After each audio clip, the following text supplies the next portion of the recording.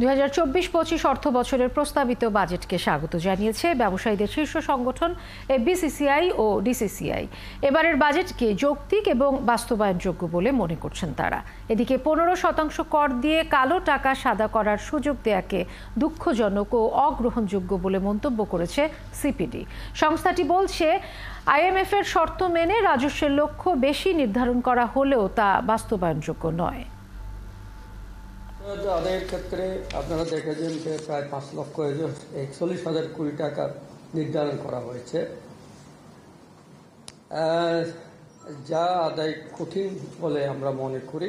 তবে কঠিন হবে না যদি না ট্যাক্সের নেট বাড়ানো যায়।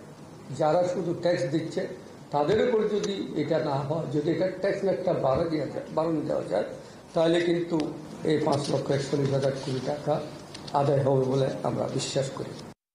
আমরা মনে করি এই কঠিন অর্থনৈতিক পরিস্থিতিতেও এটা সময়োচিত বাজেট। মূল্যস্ফীতি কমানোর জন্য যেমন বাজেট ঘাটতি যেমন কমানো হয়েছে, তেমনি কর হার না বাড়িয়ে করের পরিমাণ বৃদ্ধির চেষ্টাও আছে। করের যে মোট কালেকশন যে টার্গেটটা সেট করছি, যে 16% গ্রোথ, রাফলি 16-17% গ্রোথ হচ্ছে করের টোটাল, এটাই একমাত্র সিরিয়াস চ্যালেঞ্জ বলে আমরা মনে করি। জাতীয় রাজস্ব বোর্ড তারা সেখানে একটা বিন্যাস করেছে এবং যেটা 3.5 লাখ টাকা করমুক্ত আয়ের সীমানা সেটা একই রাখা হয়েছে, কিন্তু তার পরবর্তীতে 1 লাখ টাকার উপরে 5%, তার পরবর্তী 4 লাখ টাকার উপরে 10%, তার পরবর্তী 5 লাখ টাকার উপরে 15%।